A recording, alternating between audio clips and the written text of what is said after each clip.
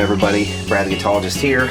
You may recall a little while back I had this Teac tape player and had to order a belt for the thing.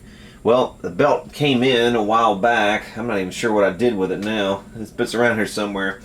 I'll dig up the belt and we'll see about getting it on this thing and see if there's anything else that needs to be done to it. If that sounds like something you'd be interested in, stick around. Alright, I have the belt. Before I put this belt on, I think what I want to do, there is a crack on the face of this thing. And this is a Teac Model 220, by the way. There's a crack up here. I don't know if you're going to be able to see it in this light or not, but it's fairly pronounced. And what it did, when it did crack, it knocked this little piece off. So what I would like to do is, I can't really get it from the top. I have to be able to push from behind. So what I would like to do is push this from behind so that it's at least flush, and then epoxy it from the back side. But to get that off of there, I think I'm gonna have to remove these and then pop the mechanism out of the plastic case.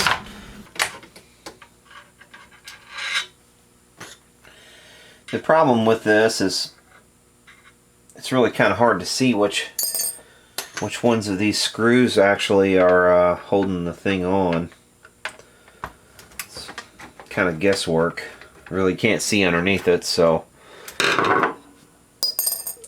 I'm guessing there's probably a service manual somewhere that would be helpful in this endeavor, but I do not have it. And I'm sure I would have to purchase it from somebody, and I'm not prepared to do that, so.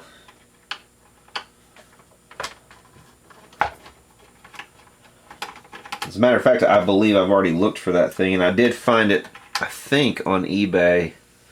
So, but it's not something I'm going to pay money for. I'm not that concerned about this thing. I just would like to see it restored as much as possible.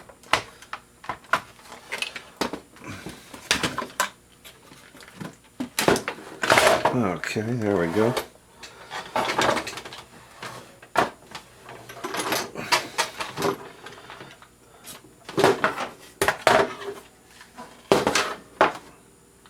Well, there's the old belt, part of it. First, I think I might put the belt on first, and then test the mechanism with this out like this. That way we can kind of get to everything and clean and oil everything and whatnot. There's a piece of the old belt. The rest of it's just disintegrated. You can see bits of it everywhere. And yeah, the old one definitely was a square belt, and it looks about the same size. I'm not exactly sure where this thing's supposed to go. I mean, this is the motor, so it definitely goes on the motor. But I'm guessing it's supposed to go around this spindle up here. So we'll take these 3 screws off. So I think the game plan here is just to see if it works first before we go really too in depth with it. I mean, I definitely don't want to have to come in here and do anything like recap this whole thing or anything like that. I'm not really interested in all that. This thing is not worth that much money, and I didn't pay that much money for it either. I think I paid $5 for it at a Goodwill, so you know, it's not the end of the world if it doesn't work. I wonder if this goes on the outside of it like that, but that can't be right because there's a little standoff here. I don't think that's right. And it can't go over the top of it. Really, I think it does have to go like this. Pretty much. That's about the only thing it can do, but what does this do anyway? Fast forward maybe? Okay. I've got to know what it does. Now let's clean this little bit of grease and re-grease this. And we'll use some liquid wrench white lithium grease. This is good stuff to have around for a lot of different things, really. But it's especially helpful in restoring old vintage hi-fi equipment, turntables, tape players, things like that. What I'm kind of curious about is where this is supposed. I think I had that right. I do think I had that right. I don't know. It's interesting though, because there's another place where it looks like another belt goes up here on the top, but I can't be sure. And I definitely don't want to get any grease on this belt. That's the last thing you want to do. I'm thinking this belt is supposed to go over here like this, around that. Let's turn it back on and see how it runs. Just watch it run. Hang on.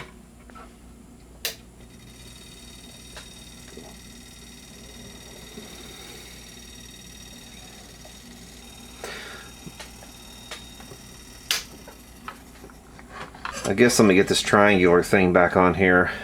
We can flip it over and see if the tape mechanism works. And I totally concede that this belt might be all wrong. This might be completely wrong. We'll see how this goes. Let's flip it over and give it a try here.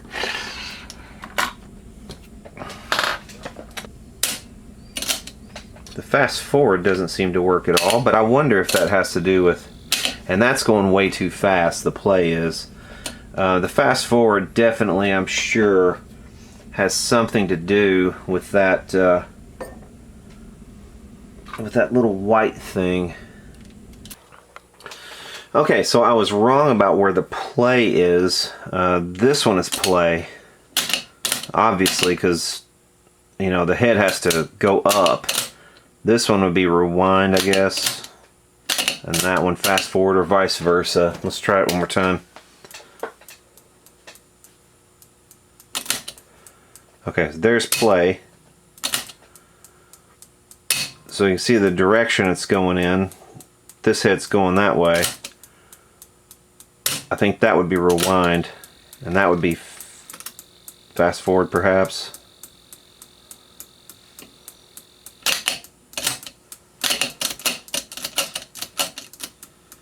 Well, there it goes.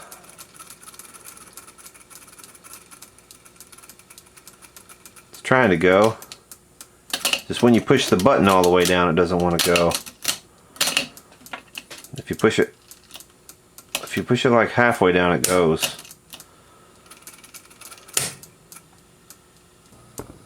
Alright, there's two wheels up in there. When I press the button,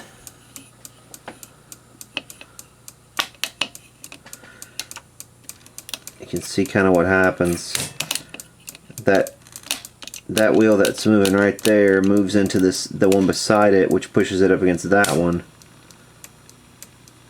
And simultaneously the brake releases. But if you press it all the way down, it doesn't like that too much. Kind of tempted to try tape on it though, just to see if it plays. Let's run an output to my little amp up there and see if we can get a tape to play. Okay, I have the line out on one side only, so we're just trying this in mono. And we'll try some Michael Bolton, because I do celebrate the man's entire catalog. Maybe. Whoa, and it eats it immediately. Poor Michael Bolton. Alright, Michael. Let's bring you back to life, man. Can't have this shit. Okay, there we go. Jesus. Man, that's loud.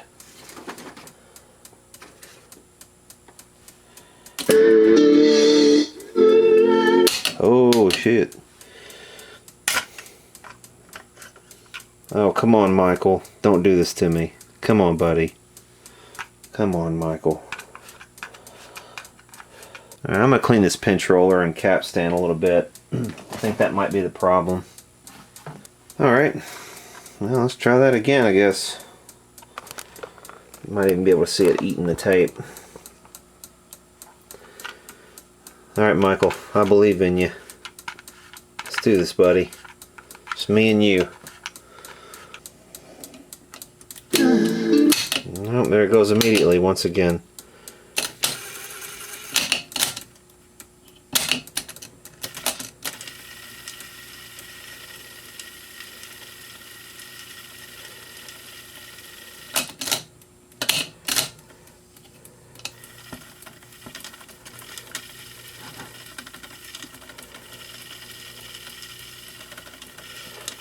Yeah, for some reason this piano key is going down too far.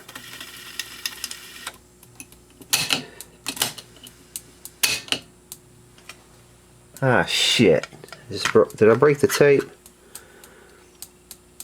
No, it's not broken. I don't think.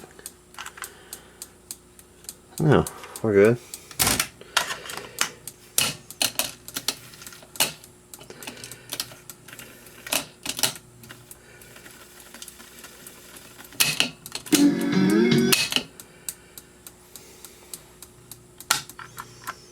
Well, it's trying to play. Maybe it just doesn't like Michael Bolton.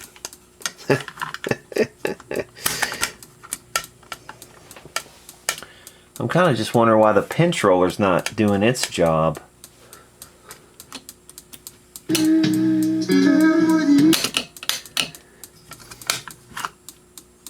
Okay, I changed the belt to go back on this side of this white cog right here just to see what that did, and that appears to have cleared up the problem. So we can listen to Michael Bolton now to our heart's content. We can rewind and fast forward, although the fast forward doesn't work quite all that well.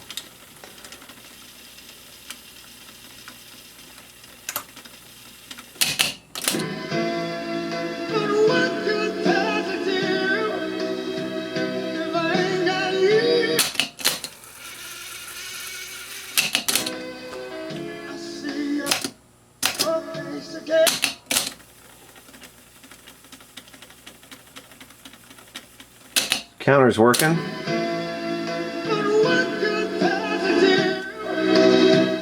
Volume's working. Indicator's working.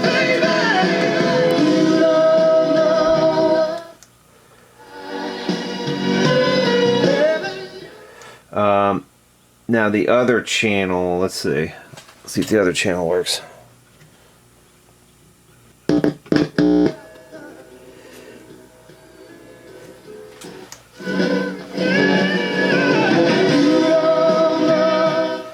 Other channel works too, so I mean, okay.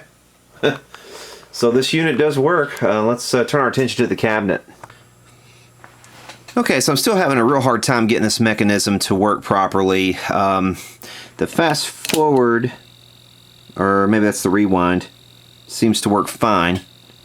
As a matter of fact, that works brilliantly. But you see what happens, that white cog in there, that white plastic cog, gets butted over against this cog, or spindle, or whatever you want to call it, and they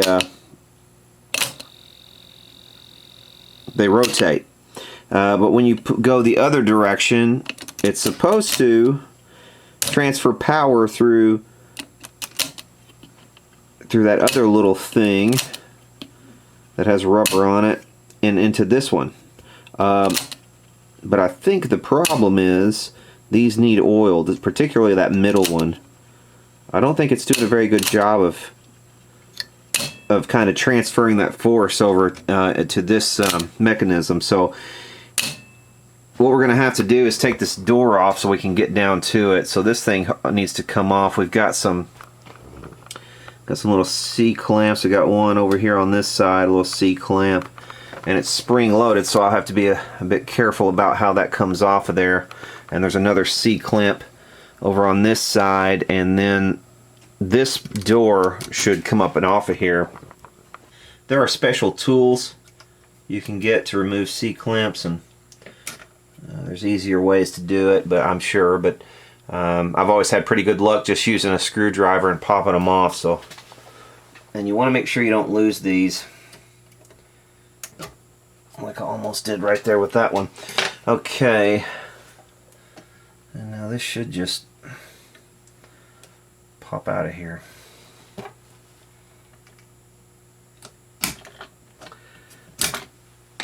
Okay.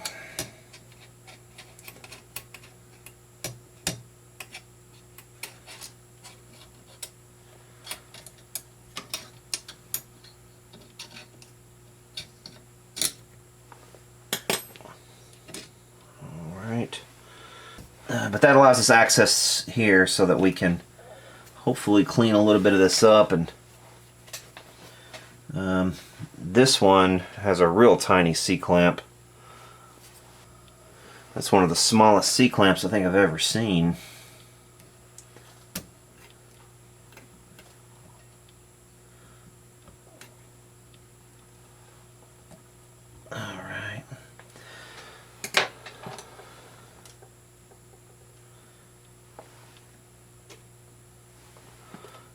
Make sure we don't lose that one.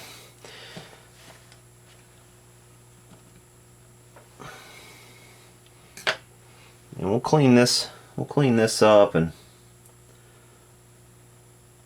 get it lubricated. And there's a washer we don't want to lose either. I'm sure there's another there's another washer on the bottom. So yeah, let's clean this up. Just going to put a drop of oil down on that little spindle.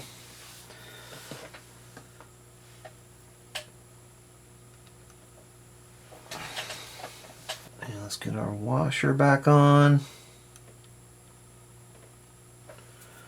And our C-clamp back on very carefully.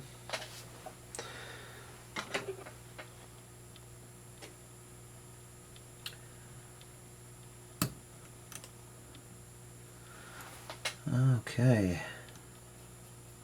I think I'm going to pop this one off as well. It's connected to the, let's see.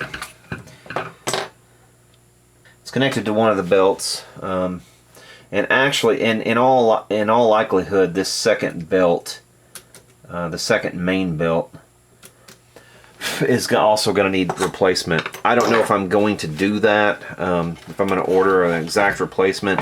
What I may end up doing actually for the belt that attaches to this piece underneath, I think what I might end up doing is going to the automotive store and looking in their O-ring section, like transmission rings or something, and see if I can find one that will work.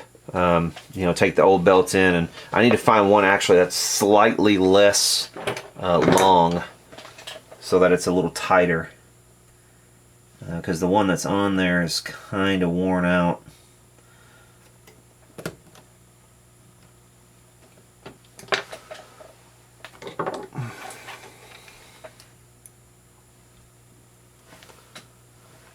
Alright, there should be a washer on here too.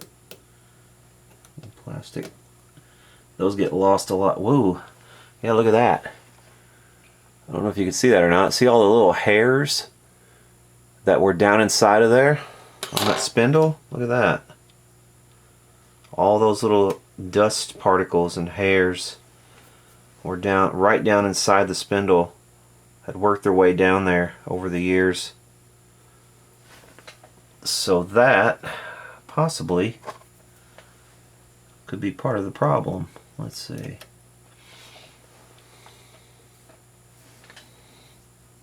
Alright, well first let's clean this. We'll clean this up. Hey, it's got a lot of just belt gunk on it.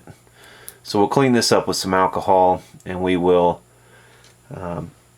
lubricate this spindle, or clean it first and then lubricate it, and hopefully this thing will work a little bit better.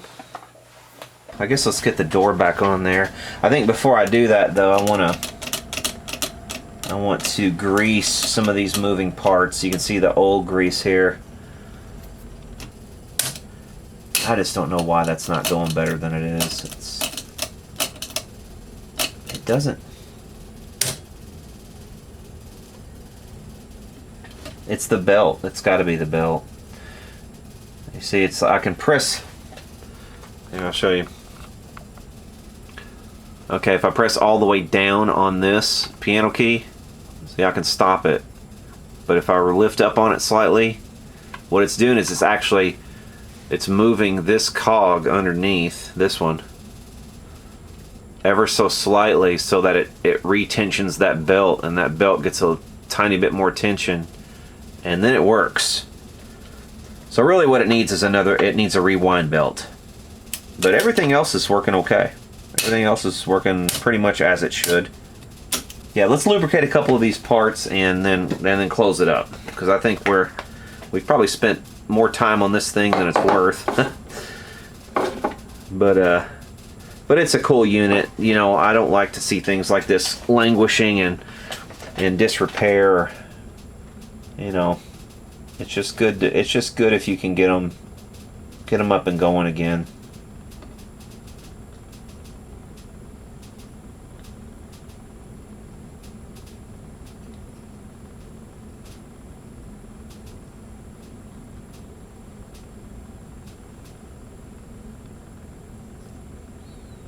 Gotta be real careful with this stuff and not get it everywhere.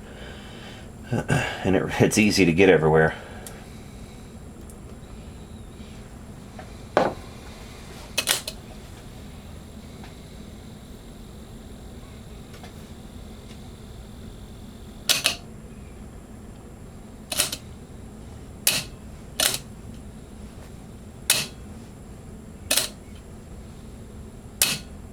It's interesting. I'm not sure why that keeps happening. Why it keeps kicking off.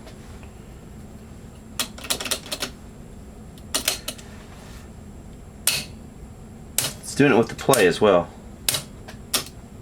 Not really sure. Some of the mechanism is a bit hard to see, so it's kind of hard to see how everything is working under there.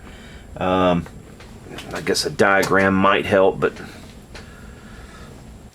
this is the record indicator, the safety for the recording.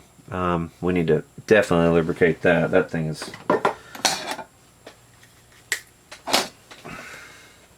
So what I'm going to do first, I'm going to actually douse the area with some WD-40 just to kind of flush the old grease out.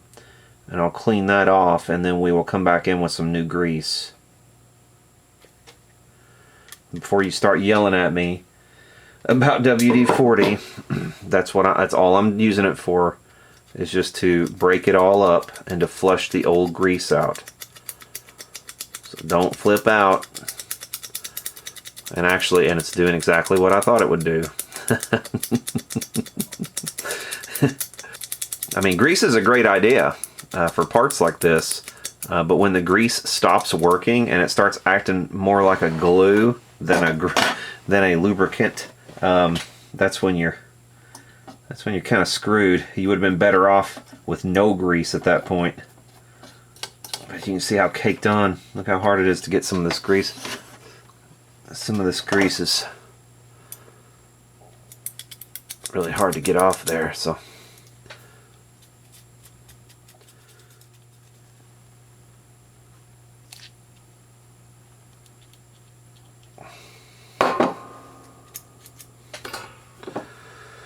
we'll get some new grease in there. Don't worry, I'm gonna clean up some of this excess, but I want to make sure we get enough up under there that it remains free.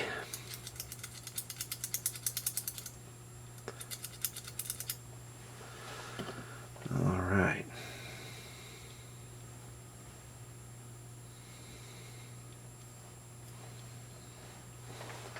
Okay.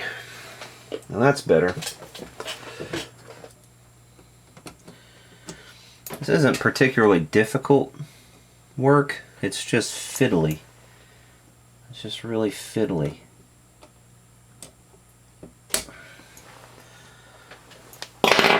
Okay. Alright, let's try this again. Alright, Michael Bolton. Show us what you got, buddy.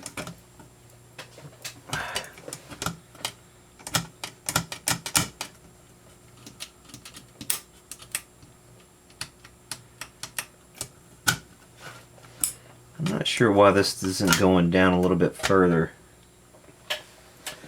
It's almost like something keeps stopping it. I don't know.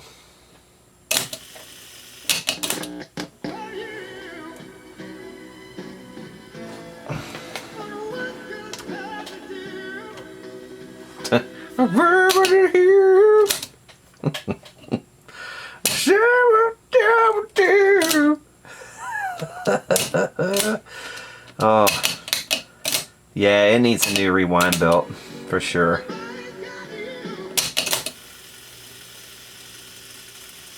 Or fast forward belt. I keep saying rewind. That's fast forward.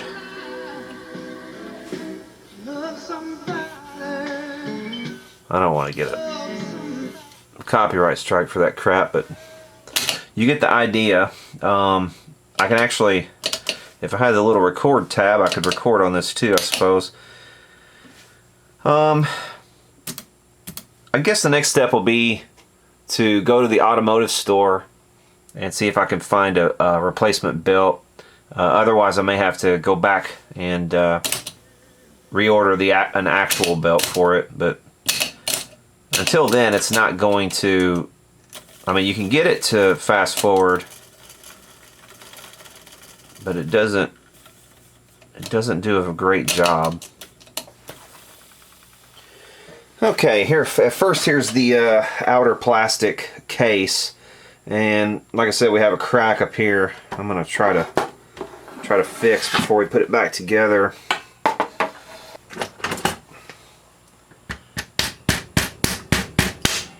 Ooh, it worked. Look at that. It actually worked. Actually, I'm gonna put some super glue back here behind this standoff as well, just to keep it from hopefully popping out again.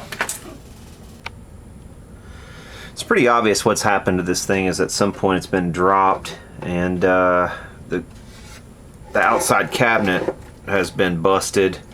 You can see it's delaminating here all the way down actually. So what we'll have to do is inject this with all this area with glue, wood glue, clamp it up real tight, and try to get it all pasted back together.